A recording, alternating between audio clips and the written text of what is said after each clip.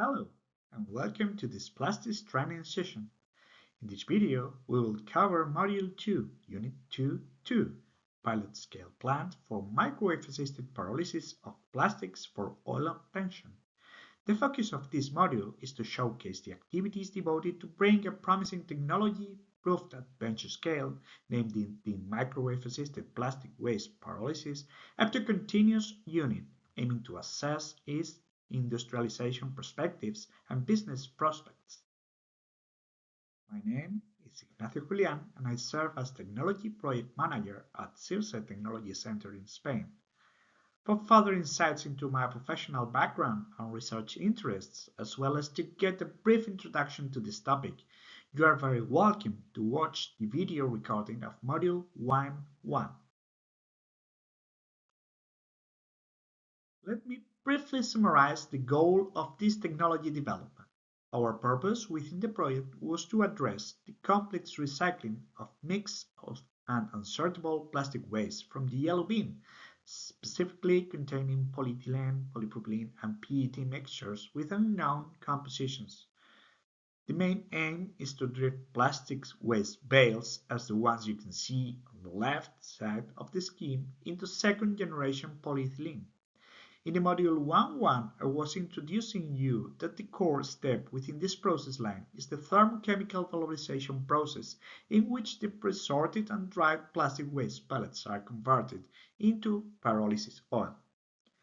We followed our research strategy to validate and optimize our microwave-assisted pyrolysis technology, both performing experimental trials and developing a predictive model to anticipate the expected process performance and oil yield based on the combination of process input variables such as operating temperature, sample time on the stream, among others.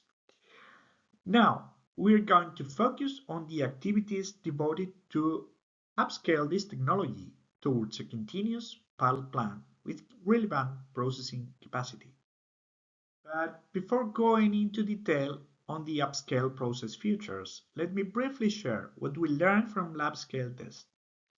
First, we were able to get the optimum process conditions to maximize oil yields based on the combination of three process parameters, such as temperature, sector to plastic waste weight ratio, and sweep gas flow, or analogously time on stream of the organic vapors within the system. Second, we demonstrate that the gas-solid temperature gradient occurs when we irradiate our targeting solid samples, and that this thermal gradient leads to a better control of the oil products distribution. So, based on these encouraging results, our first challenge was to develop a system able to work under continuous operation at a substantially bigger scale. For this purpose, we put in place all required units to bring this process from batch to continuous. We required a feeding system, including a hopper, screw conveyor, the reactor system, namely our microwave-assisted pyrolysis reactor, I will talk about it later on, as well as a post-processing system that is able to separate the solid, the liquid, and the gas fractions out of the recycled products. As you can see, the carbonaceous solid fractions are filtered out via a cyclone. The organic vapors are condensed into pyrolysis oils through a set of tube shells heat exchangers, and the permanent gases can be either recovered for preheating purposes or flared. The cooling needs for both heat exchangers and microwave generators need to be covered by an auxiliary chiller. And once the process flow and required units were defined, the purpose was to set the processing capacity in order to assess the reactor and further equipment dimensions. We set 10 kg per hour as maximum plastic waste capacity, aiming to get up to 7 kg per hour of pyrolysis oil. As you may anticipate, the reactor is not only the heart of the process, but also the most complex and demanding equipment in terms of design and specifications.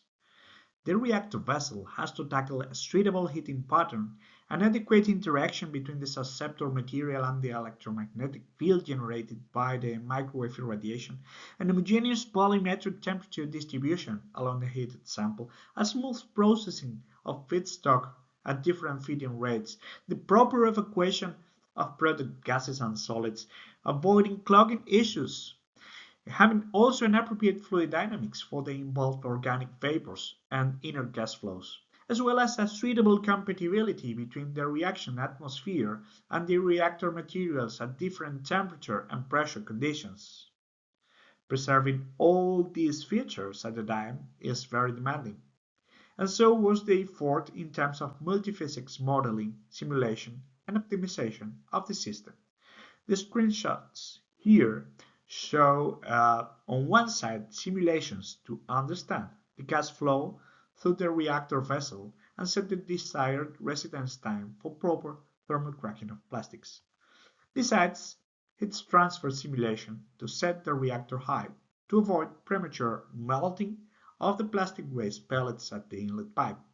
Additionally, we conducted simulations to assess the electromagnetic field distribution within the reactor vessel subjected to this microwave-assisted heating, aiming to maximize the throughput without compromising operating safety. Having all these evaluated, and after running a basic and detailed engineering stage for material selections and sensors arrangement, we were ready to build our first reactor prototype that you can see there. This reactor was protected by CIRCE as trade secret. And lastly, the image on the right shows the 2.45 GHz magnetrons and waveguides employed to feed microwave power into the reactor for this polyolefin valorization process. In parallel to the upscale continuous reactor development, the peripheral process equipment was dimensioned, modeled, and arranged in a 3D plant scheme. The purpose was to analyze the required space to allocate all process components, aiming to eliminate any constructive interference among process lines and/or equipment. Once the 3D plant design was validated, the construction and assembly of the plant started. First, the structure of the skid was built. Then, the equipment were assembled, arranged in place, and connected through process piping. The different modules of the plant were transported towards CIRCE's industrial lab facilities and were finally installed on site.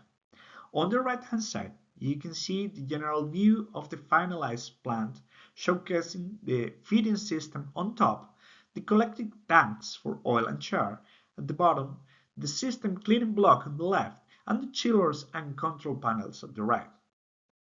The processing capacity of this pallet setup is 10 kilograms per hour for this kind of mixture plastics, being the overall installed power of 15 kilowatts to address both heating and cooling needs. Once the plant installation and assembly was finished, commissioning works aimed to set up the system ready for operation. The commissioning activities involve sensors calibration for process monitoring and automation, hydraulic and thermal behavior checking, microwave and gas liquid tests, as well as characterization and conditioning of the feedstock to be fed to the process. After the completion of all this commissioning phase, the experimental trials were conducted to get and analyze the products out of the process. Currently, process optimization works are ongoing to maximize oil's productivity, preserving its quality. So to conclude, I wanted to highlight the key points related to the development, construction, and validation of this pellet scale plant for microwave-assisted pyrolysis of mixed polyolefins within the Prestige project. So first, the design of the microwave pyrolysis pilot unit was based on a lab-scale experimental findings, namely operating conditions, expected yield, and oil characteristics. The continuous microwave pyrolysis reactor concept represents a first-of-a-kind scale microwave reactor designed for mixed polyolefins valorization at least at European level. Multiphysics simulations, including discrete element modeling, thermal and fluid dynamics studies, supported the design phase, aiding to select the most suitable reactor geometry and arrangement to maximize the thermal homogeneity and processing capacity.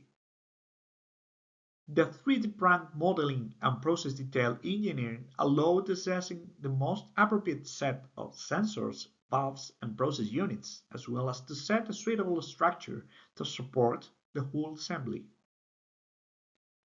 And finally, the pilot microwave pyrolysis plant was successfully commissioned at CIRCE's Industrial Lab by the second quarter of 2025, and it's currently being optimized to boost pyrolysis oil production out of this LDPE-based waste. With these remarks and highlights, I conclude this Unit 2, and coming up next in Module 2 is the enzymatic hydrolysis, demonstrating mixture textile waste recycling at pilot scale.